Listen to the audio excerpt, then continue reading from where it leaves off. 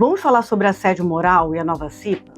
Você sabe quais cuidados as empresas devem ter para se adaptar às novas regras? Vem que o TC te explica.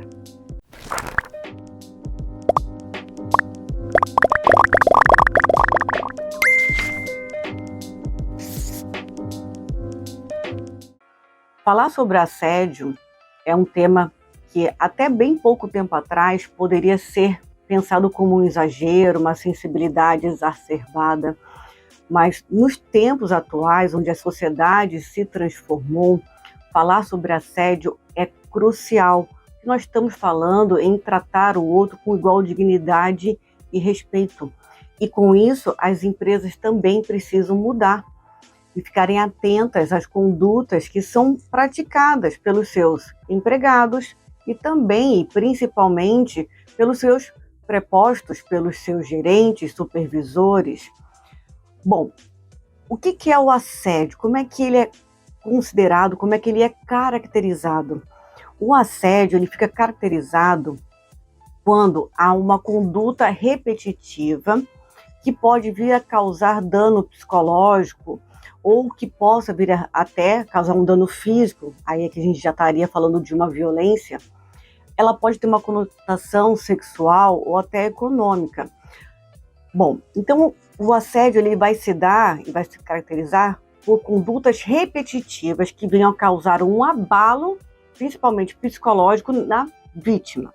Com o intuito, via de regra, já que estamos falando de trabalho, causar uma exclusão da pessoa vítima do ambiente de trabalho e causando até a possibilidade dela se desligar da empresa.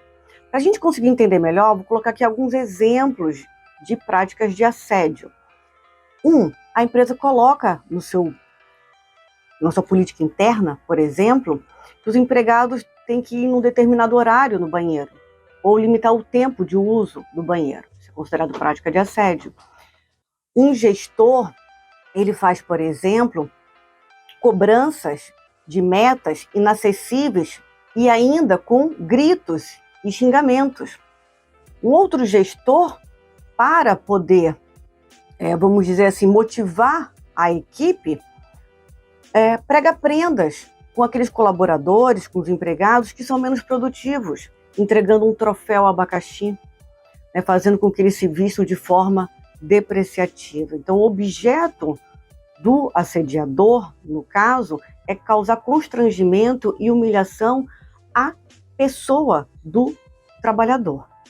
Observando que o assédio ele pode se dar de forma descendente, que é a maioria dos casos, e do gestor em relação ao subordinado, mas ele também pode se dar de via inversa, ou seja, ascendente dos subordinados em relação ao seu chefe, supervisor, principalmente, vamos colocar assim, quando uma pessoa é promovida, aqui vamos imaginar uma mulher foi promovida e um empregado se sentindo preterido, porque ele acreditava que ele deveria ter sido promovido, ele pratica o assédio no sua chefe para que ela deixe o cargo.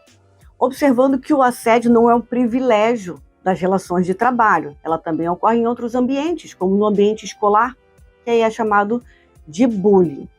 O assédio é aquela conduta insistente, impertinente, perseguidora, que venha a violar a esfera moral do indivíduo.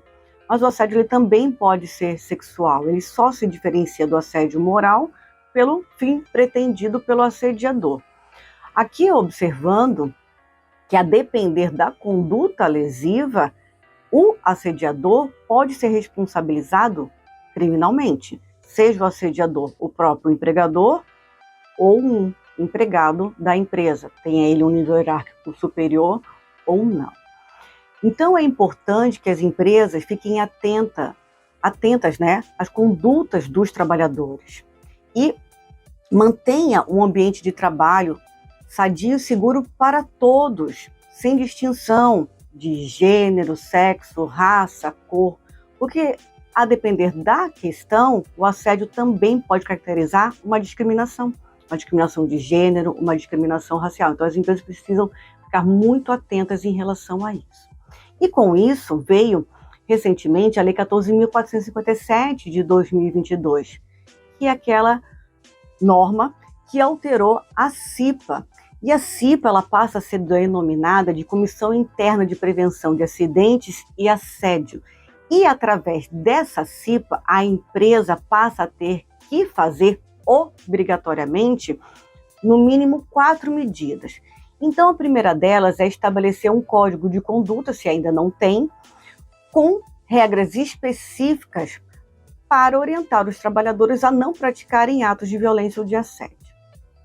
Com isso, também tem que implementar um canal de denúncias.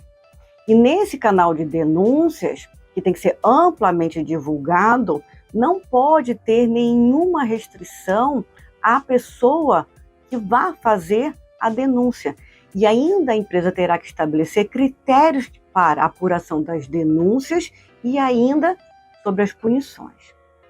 Terceiro, tem que passar a integrar a CIPA regras, normas para a proteção de todos, da dignidade de todos, para não ter práticas de violência e assédio dentro da empresa.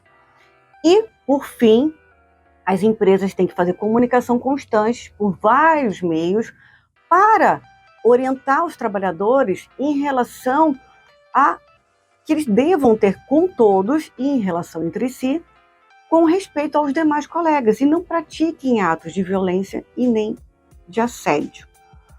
E ainda esses treinamentos, orientações, capacitações e treinamentos devem ser repetidas a cada 12 meses. Então, comunicação constante e ainda treinamento periódico. Por que as empresas têm que ficar atentas a isso? Porque ocorrendo um abalo psíquico ao trabalhador, pode ocorrer o desenvolvimento de uma doença profissional.